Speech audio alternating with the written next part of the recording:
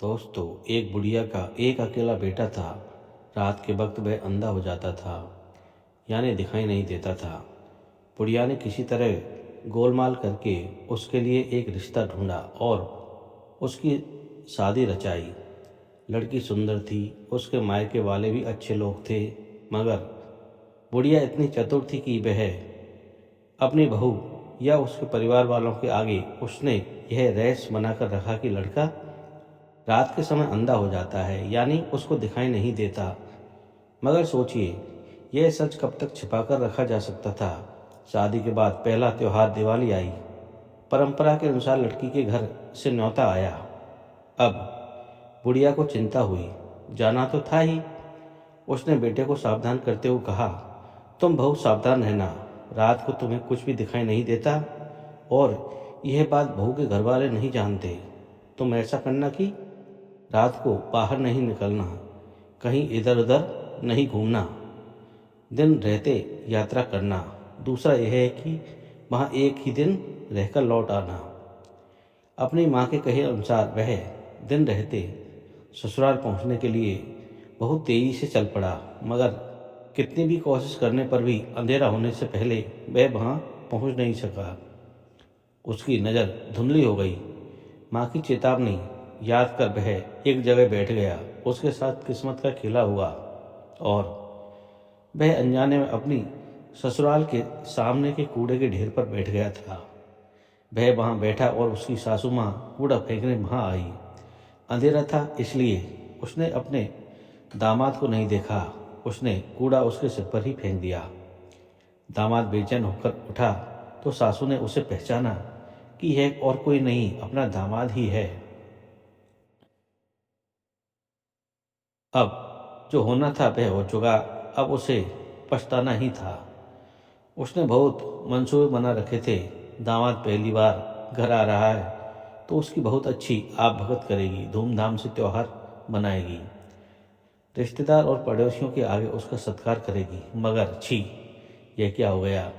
उसको रोना आ गया। शर्म के मारे वह तेजी से घर के अंदर भाग गई। सड़क पर उसका 10 साल का बेटा भैंस को भगाता हुआ घर लौट रहा था। उसको देखते ही उसकी माँ ने कहा, बेटा, तुम्हारे जीजा आए हैं, मगर पता नहीं क्यों वे हमारे घर के कूड़े वाले ढेर पर बैठ गए हैं। शायद पेशाब करने बैठे होंगे। मैं उन्हें वहाँ बैठे देख नहीं पाई, उनके ऊपर कूड़ा फेंक दिया। उन्हें मुझ पर गुस्सा आया होगा। तुम्हें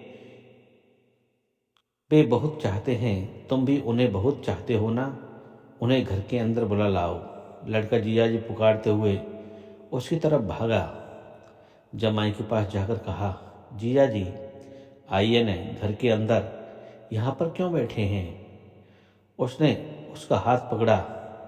रात का अंधा होने के बावजूद जमाई बहुत होशियार था। उसने जवाब दिया, मैं यहाँ कूड़े पर इसलिए बैठा हूँ कि जानू तो कि इसमें से कितनी गाढ़ी खाद निकलेगी। फिर मानो प्रेम से किशोर बालक के कंधे पर हाथ रखकर वह आगे बढ़ा। भैंस ने उसे घूर कर देखा। उसे धक्का मारने आई तो तेज आवाज़ सुनकर उसने थोड़ा सा पीछे हटकर पूछा, यह क्या है।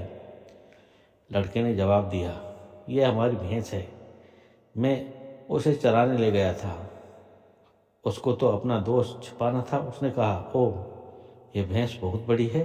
फिर वह भैंस की पूंछ पकड़कर आगे बढ़ा। इसी तरह आगे बढ़ने पर वह धान के भंडार के पास आया।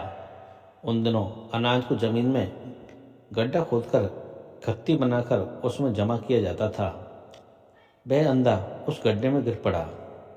लड़के ने घबराकर पूछा, हाय जीजा जी, ये क्या हो गया। क्या आपको ढंग से दिखाई नहीं देता। जवाब में दामाद ने कहा, ऐसी कोई बात नहीं, मैं सिर्फ ये जानना चाहता था कि यह अनाज का भंडार कितना गहरा है। मैं भी इसी तरह का अनाज जमा करने वाला एक भंडार खुदवाने वाला हूँ।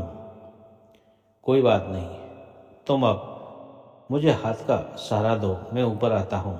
यह कहकर एक बार फिर अपने प्राकृतिक दोस्त को उसने छिपा लिया। दीवारों का सहारा लेकर वह आगे बढ़ा। लड़के ने फिर पूछा, जिया जी, आप दीवार का सहारा लेकर आगे क्यों बढ़ रहे हैं? क्या आपकी नज़र ठीक नहीं है? जवाब में उसने कहा, छी, तुम ये क्या कह रहे हो? मैं तो सिर्फ तुम्हारे घर की दीवार की लंबाई नाप रहा हूँ। घर के दरवाजे पर एक भेड़ा खड़ा था। वह उससे टकरा कर गिर पड़ा। तब भेड़ा ने अपने सींगों से उसे भौंका। लड़के ने भेड़ा को एक चाटा दिया और जिया जी को सहारा देकर उठाया। फिर पूछा, जिया जी, आपने भेड़ा को क्यों नहीं देखा? जमाई ने कहा, नहीं नहीं, तुम समझो मेरी बात। उसका आकार देखकर मुझे उससे टकराने का मन हुआ, मगर देखो, मुझे तो उसने भौंक ही दिया। अंधेरा गहरा हुआ, रात हुई। सब लोग खाना खाने बैठ गए। सामने खटिया पर थाली रखी थी। त्योहार के अवसर पर बढ़िया भोजन था, तो सासू जी स्वयं परोसने आ गई। विशेष संदर्भों पर महिलाएं खूब सज धज कर काम करती हैं। सासू जी नूपुर और चूड़ियाँ पहनकर परोस रही थी। चूड़ियों की खनखनाहट से जमाई साहब ने समझा कि भेड़ा दोबारा आया है। वह डर गया। घबराहट में आवाज़ सुनकर उस तरफ अपनी प्लेट उठाकर फेंकी। वह प्लेट सास के पाँव पर लगी। वह घबराहट में रसोई की तरफ भागी। सासू को लगा कि जमाई गुस्से में उससे बदला ले रहा है। एक तो यह कि उसके सिर पर कूड़ा डाल दिया था, और दूसरी वजह यह है कि बेटी को परोसने भेजना था। फिर बेटी ने खुद उसे खाना परोसा। रात को खाना खाने के बाद पति पत्नी दोनों कमरे में लेटे। बाकी लोग नीचे बाहर के बरामदे में लेटे थे। ऐसा हुआ कि आधी रात को उसे पेशाब करने का मन हुआ। अंधेरे में लड़खड़ाते हुए दीवार का सहारा लेकर किसी तरह वह पिछवाड़े तक गया। काम पूरा होने पर उसे मकान का दरवाजा नहीं दिखा। भटक कर वह उस जगह पहुंचा जहां पर सासू जी सो रही थी। यह सोचकर कि वह अपनी पत्नी है, उसने सासू के पांव छू दिए। अंधेरे में सासू जी ने समझा कि कोई चोर है। उसने चिल्लाकर पूछा, कौन हो? उसे अपनी गलती का एहसास हुआ। मैं हूँ मैं, उसका जवाब था। सासू माँ ने पूछा, आप हैं? आधी रात में आप यहाँ पर क्यों आए हैं? उसने कहा, मैंने खाने की थाली आपके ऊपर फेंक दी थी। मैं आपसे क्षमा मांगने आया हूँ। मुझसे गलती हो गई, मुझे माफ़ कर दीजिए। जमाई की बात सुनकर सासू जी बहुत बेचैन हो गई।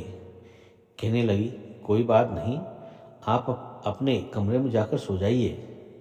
उधर आधी रात में इस शोर को सुनकर उसकी पत्नी की समझ में नहीं आया कि बाहर क्या हो रहा है।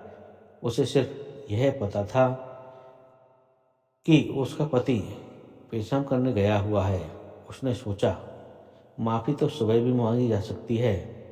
आधी रात में इन लोगों की आवाज़ सुनकर पड़ोसियों को कुछ गलतफहमी ना हो जाए, यह उचित नहीं रहेगा। वह बाहर आकर मामले को सुबह निपटाने के लिए कहकर पति का हाथ थाम कर अंदर ले आई। अब रात बीती, सुबह हुई। जमाई उठकर अपने गांव जाने की तैयारी में लग गया। कहने लगा, मैं बहुत व्यस्त हूँ, बहुत काम है, मुझे जाने दो। इस तरह अपनी बीवी को मनाकर सास ससुर से कहकर अपने घर के लिए निकल पड़ा। किसी को भी पता नहीं चल सका कि वह रात का अंधा है। तो दोस्तों, इस तरह अपने इस कुशल व्यवहार पर खुशी मनाते हुए वह अपने गांव लौट आया। तो दोस्तों, आपको ये कहानी कैसी लगी, कृपया हमें कमेंट करके ज़रूर बताएं, और मेरे चैनल को अपने दोस्तों को शेयर एंड सब्सक्राइब करें। धन्यवाद।